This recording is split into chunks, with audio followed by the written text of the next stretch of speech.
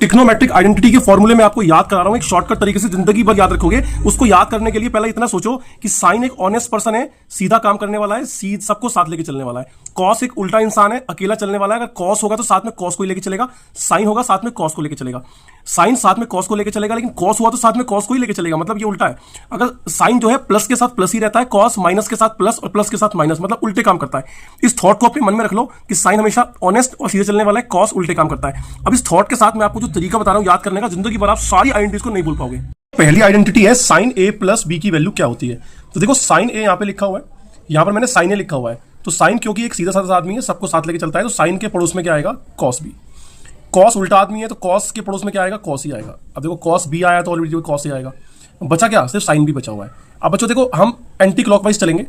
अब सबसे पहले हम साइन ए प्लस बी का फॉर्मूला बनाते हैं। देखो तो बच्चों एंटी क्लॉकवाइज साइन ए प्लस बी क्या होगा, देखो साइन ए कॉस बी और plus cos A sine B.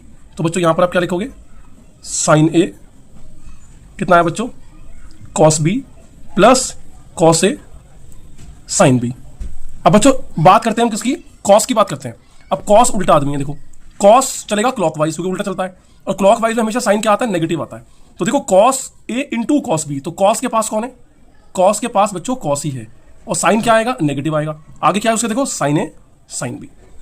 समझ गए बच्चों, कॉस ए, कॉस के पास कौन है, कॉस बी है, तो कॉस ए कॉस बी और माइनस साइन ए साइन बी। तो बच्चों ये ट्रिक है, आपको हमेशा याद रहेगी, ध्यान से देखो, बार बार देखो।